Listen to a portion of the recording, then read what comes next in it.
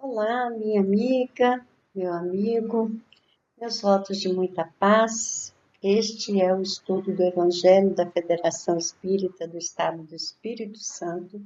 Estamos estudando o Evangelho segundo São João.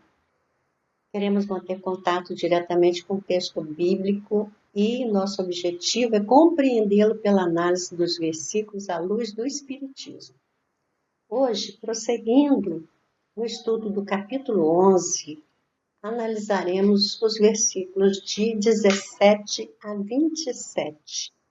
Nessa passagem, vemos o episódio do retorno de Lázaro à vida e aprendemos que Jesus tem o poder de nos reerguer, mesmo em momentos tão dramáticos como os que sucedeu a Lázaro. Acompanhe conosco o estudo. O texto bíblico diz o seguinte: chegando então Jesus, achou já há 4 dias no túmulo. Ora, Betânia estava longe de Jerusalém, cerca de 15 estádios. Muitos dos judeus tinham vindo a Marta e Maria para que as consolassem em relação ao irmão. Então Marta, quando ouviu que Jesus vinha, foi-lhe ao encontro. Maria, porém, permaneceu em casa. Disse, pois, Marta a Jesus: Senhor, se estivesses aqui, não teria morrido meu irmão. Mas agora sei que tudo que pedires a Deus, Deus te dará. Disse-lhe Jesus: teu irmão reerguer-se-á. Disse-lhe Marta: sei que se reerguerá na ressurreição, no último dia. Disse-lhe Jesus: eu sou o ressurgimento da vida. Quem crê em mim, mesmo se morreu, viverá. E todo que vive e crê em mim, certamente não morrerá para o eon. Crês isto? Disse-lhe, sim, Senhor. Eu creio que tu és o Cristo, o Filho de Deus que veio ao mundo.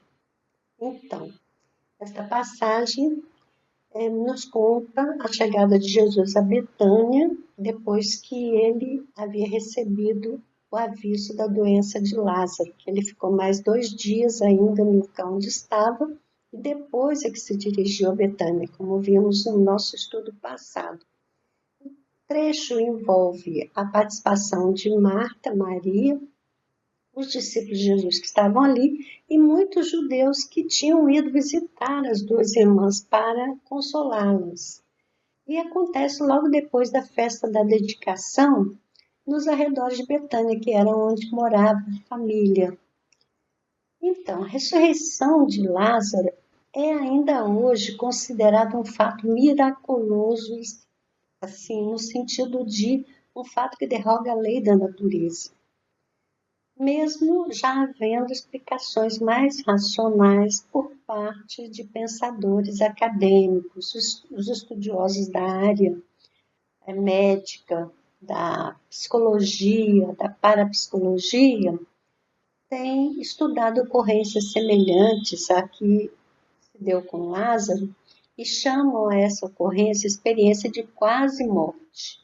O relato das percepções de pessoas que vivenciaram situações que levaram-nas às portas da morte. No caso, o corpo físico revela toda a aparência de morte, a ponto de que clinicamente essa pessoa é declarada morta, e sabe-se hoje que durante essa experiência há uma lucidez por parte do indivíduo que consegue relatar experiências vividas nos 2 planos, percepções daqui, do plano material e do plano espiritual, depois que retorna ao corpo físico pelas manobras de ressuscitação que hoje já se dão com frequência nos espaços, né, de tratamento de saúde. Então, é uma experiência muito interessante, tem muitas publicações a respeito disso. Então, vamos analisar aqui o texto bíblico. Se Lázaro morreu no dia em que chegou a Jesus a notícia da doença, Jesus levou ainda 2 dias para se deslocar. e ainda teria 10 horas de distância entre o local onde ele estava e os arredores da Betânia, onde morava a família. O que a gente vai entender? Os judeus tinham o hábito de sepultar imediatamente a pessoa que era declarada morta, mas eles não sepultavam enterrando a pessoa. Eles depositavam numa gruta fechada com uma pedra. Então havia ar dentro dessa gruta, a pessoa não era sepultada, então, porque se for sepultada, a pessoa morre efetivamente. Então, mesmo nesse sistema, em 4 dias já haveria uma decomposição do corpo de uma maneira mais adiantada. Então, e aí, para os judeus, esse prazo de 4 dias, ele era um prazo considerado importante porque eles acreditavam que depois de 4 dias a morte já está definida porque a alma já se separou definitivamente do corpo.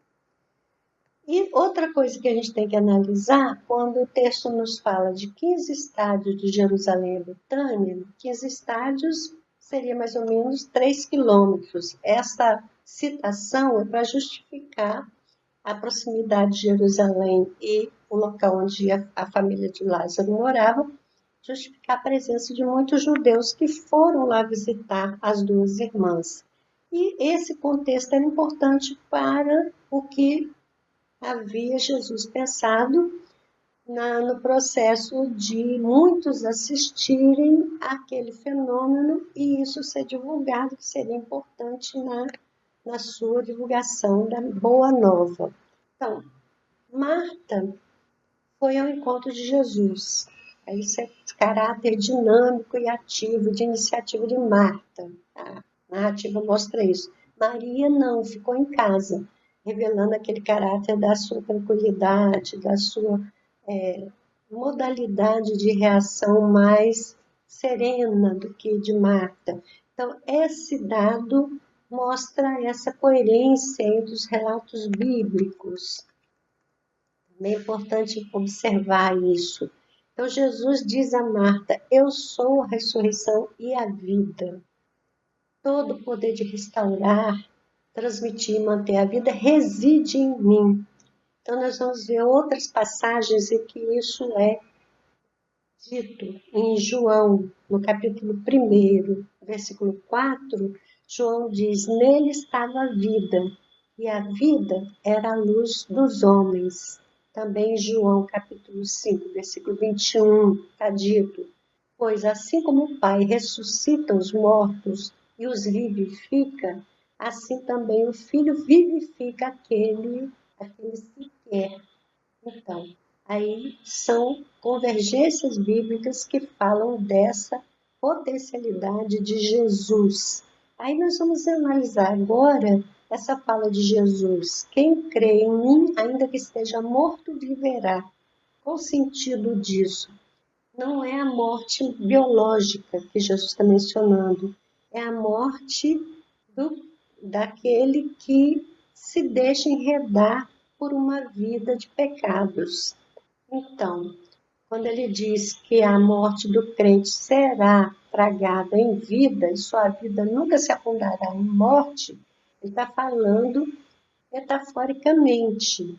Como a morte vem pelo pecado, Jesus pode anular esse fator, porque a vida flui através da sua justiça e ele pode oferecer à pessoa essa ressurreição, de sair de um esquema de vida fundado no erro, no pecado, para um esquema de vida de busca da auto-iluminação, para que, assim como o pecado reinou na morte, também a graça reinasse pela justiça para a vida eterna por Jesus Cristo, nosso Senhor.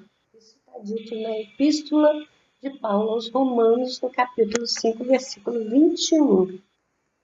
Então, a vida do homem é a razão de ser da encarnação de Jesus, mas essa vida é considerada no sentido metafórico, a vida plena, a vida espiritual. Todos os sinais, todos os milagres que Jesus fez foram efetuados para mostrar essa vida plena, que é uma vida espiritual, uma vida daquele que busca o caminho de se espiritualizar. Jesus afirmou: eu sou a vida, eu sou o pão da vida, eu sou a luz da vida. Então, Jesus veio ao mundo para despertar a criatura humana desse sono, dessa inconsciência. Com essa vida nova só será possível aqueles que viverem com dignidade a grandeza da sua adesão a Jesus, do seu batismo. Batismo no sentido da adesão dele a esta proposta do Evangelho. Então, aderindo ao Cristo, tendo esse batizado, a pessoa deve viver uma vida nova a partir daí, animada por esse espírito de fraternidade, de paz. Mas, sem a fé traduzida em obras, esse batismo ficará morto. Porque não é só você se converter, é você também atuar na vida como alguém inteiramente renovado. Então, essa é a ideia. E quando nós vemos que a pessoa vai viver para o éon é uma medida de tempo, é um período de tempo imensurável. Quer dizer, é o mesmo que dizer viver para a eternidade, porque uma vez que você consiga esse patamar, não há retroação, você não volta, você só prossegue. Então, temos aqui em Vinha de Luz, na lição 151, que tem o título Ressuscitará, Emmanuel comentando o versículo 23, que está assim: disse-lhe Jesus, teu irmão há de ressuscitar. Emmanuel comenta: há muitos séculos, as escolas religiosas do cristianismo revestiram o fenômeno da morte de paisagens deprimentes. Padres que assumem atitudes hieráticas, ministros que comentam as flagelações do inferno, catafalcos negros e panos de luto. Que poderia criar tudo isso, senão o pavor instintivo e o constrangimento obrigatório? Ninguém nega o sofrimento da separação. Espírito algum se furtará ao plantio da saudade no jardim interior. O próprio Cristo emocionou-se junto ao sepulcro de Lázaro. Entretanto, a comoção do celeste amigo edificava-se na esperança, acordando a fé viva nos companheiros que o ouviam. A promessa dele ao carinho fraternal de Marta é bastante significativa. Teu irmão há de ressuscitar, asseverou o mestre. Daí a instantes, Lázaro era restituído à experiência terrestre, surpreendendo os observadores do inesperado acontecimento. Gesto que se transformou em vigoroso símbolo. Sabemos hoje que o Senhor nos reergue em toda parte, nas esferas variáveis da vida. Há ressurreição vitoriosa e sublime nas zonas carnais e nos círculos diferentes que se dilatam ao infinito. O espírito mais ensombrado no sepulcro do mal e o coração mais duro são arrancados das trevas psíquicas para a luz da vida eterna. O Senhor não se sensibilizou tão somente por Lázaro. Amigo divino, a sua mão carinhosa se estende a nós todos. Reponhamos a morte em seu lugar de processo renovador e cheios de confiança no futuro, multiplicando as sementeiras de afeições e serviços santificantes. Quando perderdes temporariamente a companhia direta de um ente amado, recordai as palavras do Cristo. Aquela reduzida família de Betânia é a miniatura da imensa família da humanidade. Que maravilha essa mensagem, não é? Então, ficamos por aqui hoje, mas voltaremos numa próxima oportunidade, se Deus quiser. Até lá.